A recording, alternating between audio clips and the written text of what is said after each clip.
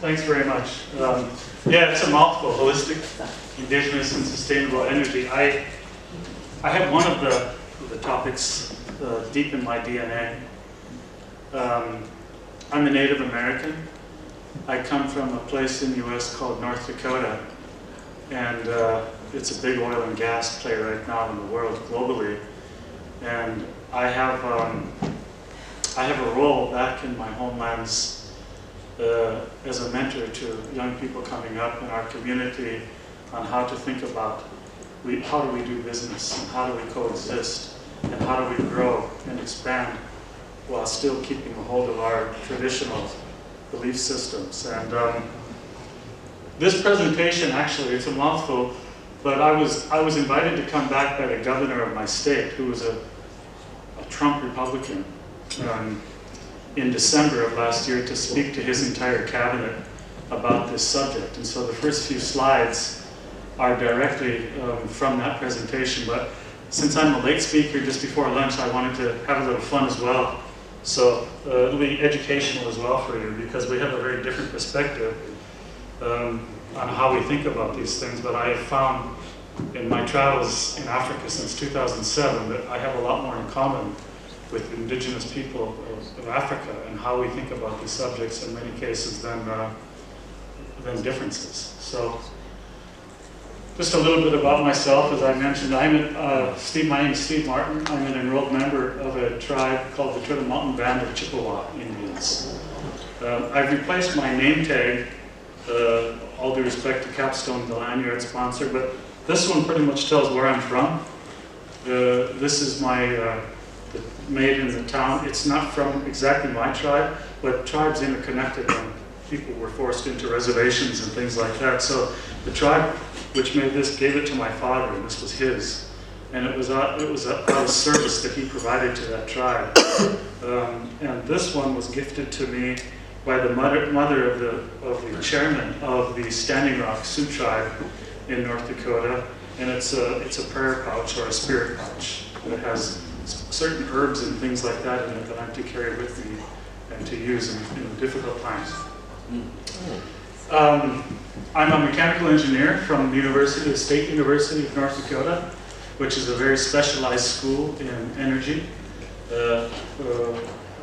I've been an energy executive for 27 years now, traveling throughout. I was a kid from a small town, 8,000 people, didn't have a passport, had never really left my community when I was transferred out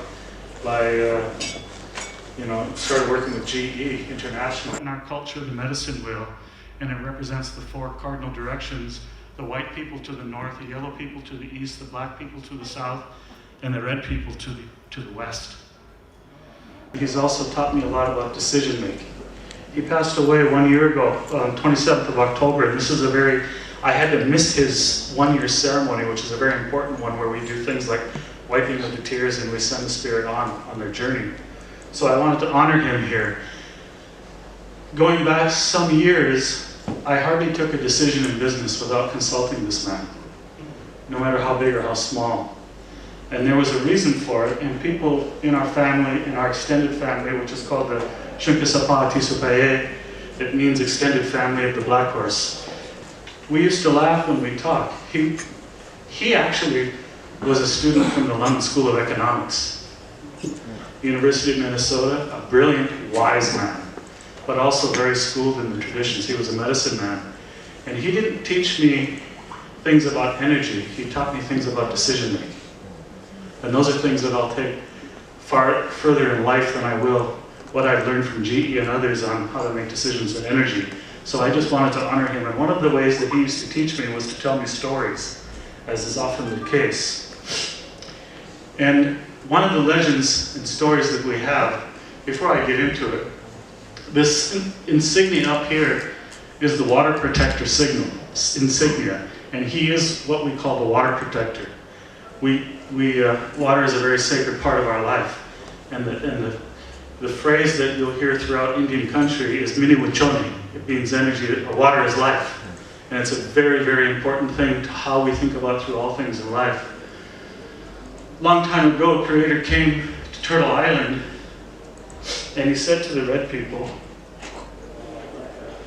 You'll be the keepers of Mother Earth on Turtle Island. Among you, I will give the understanding of holistic living, the wisdom about nature, the wisdom about the interconnectedness of all things, about balance. And you red people will see the secrets of nature. You will live in hardship, and the blessing of this is you will stay close to Creator. But the day will come when you will need to share the secrets with other people on earth, as they will have strayed. That time is now. And he wears one of these beautiful bonnets that we have in our culture. And I had the great honor of having him actually give me my bonnet in ceremony, which is a service bonnet. And I don't take it outside of the US because it's eagle feathers and they're illegal to move, and it's a very sacred thing. We believe it's a living thing, but I wear a service bonnet in our culture. And part of my journey is to try to take opportunities like this also to just share that whole belief system and to ensure you that I take these charges very serious in every business decision that I do make. That ends my cultural aspect of it, but just to give you a strong background about the holistic, the sustainable. Sustainability is a word that we often trip over. We have a very easy definition for it. Sustainability to us is something we call the seventh generation principle. In essence, every decision we make, we consider the 7 generations, including the present and the 6 future.